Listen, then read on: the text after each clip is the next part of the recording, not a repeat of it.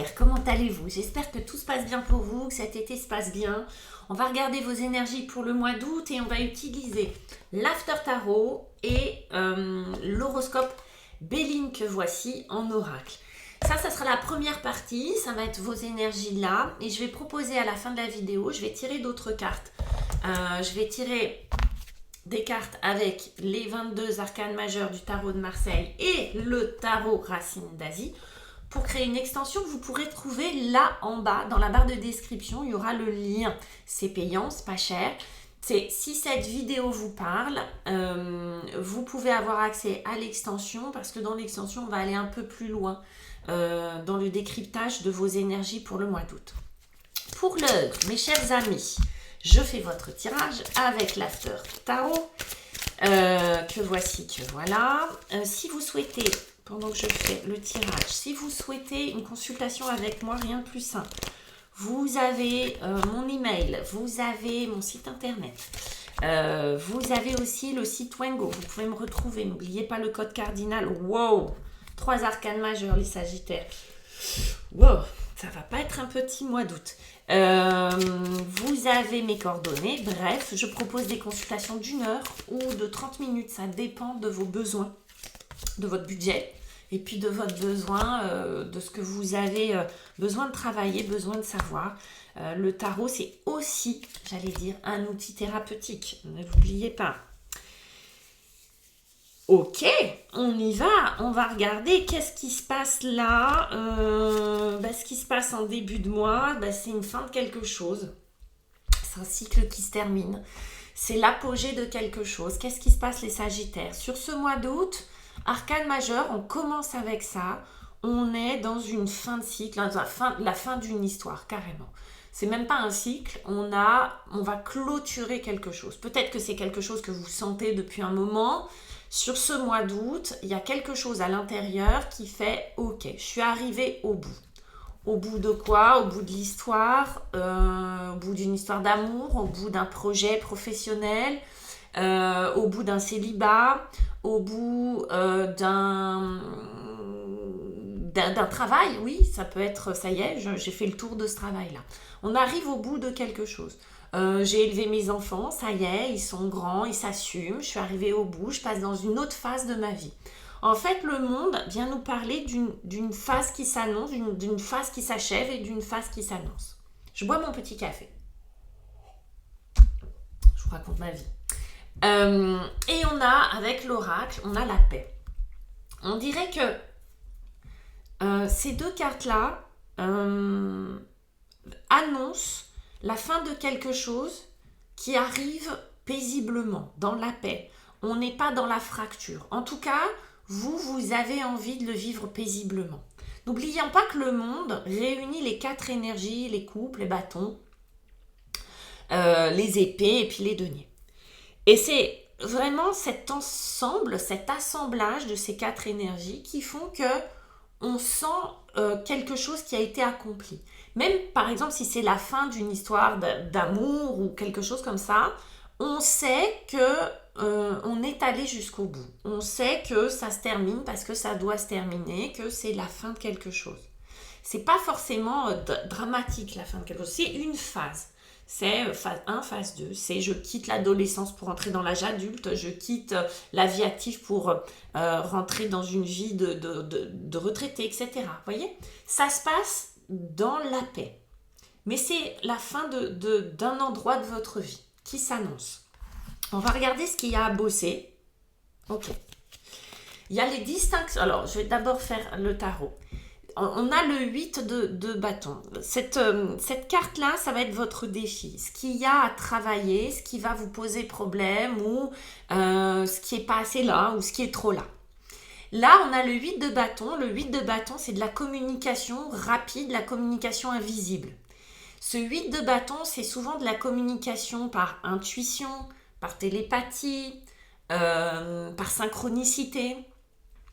Si vous êtes un petit peu, si vous vous intéressez à cet univers-là, au monde de la voyance, de la médiumnité, de la méditation, etc., vous savez qu'il y a le monde qu'on voit et puis il y a un monde invisible.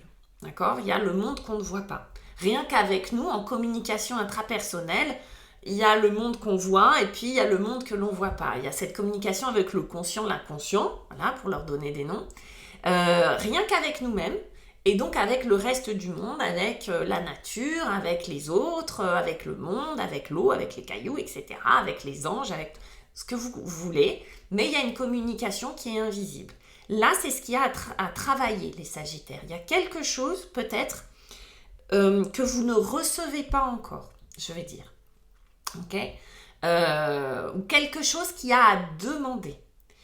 Il y a cette communication avec l'invisible qui peut-être se fait déjà, mais peut-être qui est un peu brouillée, d'accord. Moi, j'ai vraiment la sensation que c'est plus de l'ordre de la demande, comme si vous deviez demander quelque chose pour le recevoir. La demande crée une intention, d'accord, au minimum. Et cette intention-là crée une direction dans votre vie. Et on le voit, cet archer qui pointe sa flèche vers on ne sait pas, crée une direction, crée une intention, lance une flèche, comme on pourrait lancer une bouteille à la mer. Mais là, c'est dans les airs, puisque on parle de communication. Et les bâtons viennent, parce que les bâtons, c'est de l'instinct, c'est de l'intuition, ils viennent appuyer sur le fait que c'est pas mental, c'est intuitif, ça part du trip, d'accord, ça part du deuxième cerveau, on va dire, hein, du ventre. Donc cette communication, elle se fait et elle crée une intention, elle tend vers, d'accord. Et ça, c'est très important. Pourquoi ? Parce que de l'autre côté, on a les distinctions. Il y a quelque chose, les Sagittaires, peut-être, où vous n'avez pas reçu la reconnaissance que vous attendiez ou que vous méritez. Du coup, il y a quelque chose là, pour moi, chez vous, qui a demandé à recevoir. Peut-être que ces distinctions-là, elles vont venir, si vous les demandez. Peut-être que vous allez recevoir des distinctions, mais pas celles que vous pensiez. Peut-être que la récompense, n'est pas celle que vous imaginiez. Peut-être que cette récompense va se faire autrement. Ok ? Mais il y a quelque chose où on sent que dans cette fin d'histoire ou dans cette fin de cycle pour vous, il y a un endroit où vous avez manqué de recevoir de la lumière, de la distinction, oui, en tout cas, de la reconnaissance de quelque chose. On va voir comment on y va. Avec l'étoile. L'étoile, elle, encore arcane majeur, très beau, hein. Vous avez un très très beau jouet. Hein. Ça, on termine quelque chose, on commence avec une énergie qui est l'étoile, qui est l'espoir, l'espérance. Encore une fois, c'est une intention qui tend vers quelque chose de meilleur, de plus beau, plus doux. Là, il y a vraiment beaucoup la douceur, mais il y a surtout l'idée de trouver sa place dans le monde. L'étoile, s'il y a une chose à retenir sur l'étoile, c'est ça, c'est retenez l'idée que l'étoile, elle nous connecte à nos véritables valeurs, à notre véritable nature, et elle nous connecte vraiment au sens de la vie. Qu'est-ce que je suis venue faire sur Terre, d'accord ? Cette étoile, elle est nue, c'est une femme qui verse de l'eau à la fois sur terre et dans l'eau. C'est la source en fait, elle représente la source. Okay ? Elle est tellement abondante, elle a de l'eau à profusion, c'est la source. Quand on est connecté à sa source, on est connecté à sa véritable nature. Ok ? Et comment on fait pour se connecter à cette véritable nature ? On demande, parce que tout seul c'est compliqué, du coup on demande de l'aide de l'univers, de là-haut aux autres, etc. Et on reçoit. Parce qu'il faut savoir que l'étoile représente aussi cette abondance-là, mais ce n'est pas une abondance matérielle, elle peut représenter aussi la réconciliation avec une situation, d'accord ? Ça peut être, j'ai été froissée, ou j'ai pas reçu, ou j'ai été... pas reconnu, et là je vais recevoir, mais quand je vous disais recevoir peut-être d'une autre manière, pour moi vous recevez de l'intérieur quelque chose, d'accord, à la fois d'un intérieurement et de quelque chose qui est plus grand, qui est plus haut que vous. C'est-à-dire que quand on est vraiment relié à sa source, à sa véritable nature ou à sa vraie place dans le monde, finalement on n'a plus besoin de cette reconnaissance extérieure. C'est bien pour ça qu'elle est nue. Elle est nue parce qu'elle n'a pas de complexe, elle se fiche du jugement des autres et de la vie des autres. Pas qu'elle soit dans l'indifférence et dans le mépris, mais ce n'est pas quelque chose qui va l'impacter plus que ça. Ok? C'est pour ça qu'elle est sans phare, l'étoile. Il y a la passion qui va avec tout ça.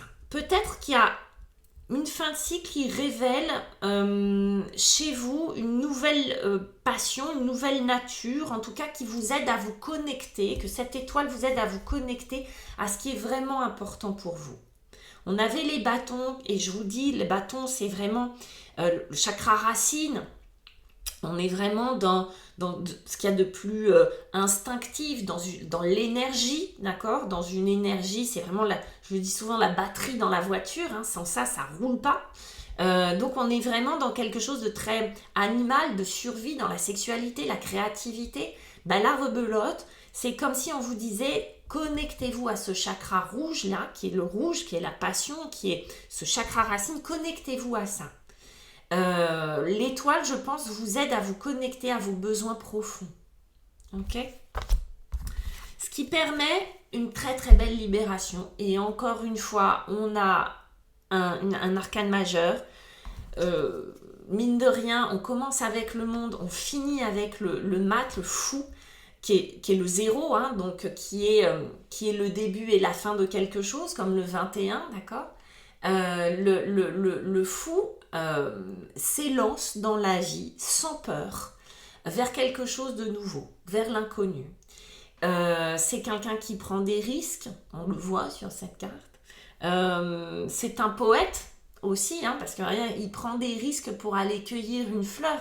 Vous voyez, sa priorité, c'est pas forcément oulala, comment je vais remplir mon frigo demain. Vous voyez, ça va au-delà de ça. Bien sûr que c'est important de remplir son frigo, mais le fou, il a une espèce de confiance. Il n'a pas peur, disons, que son frigo soit vide. C'est la différence. Il a confiance. Il se dit, si je vais vers ce qui me plaît vraiment, il ne m'arrivera rien. En tout cas, il n'arrivera que de belles surprises ou de bonnes surprises.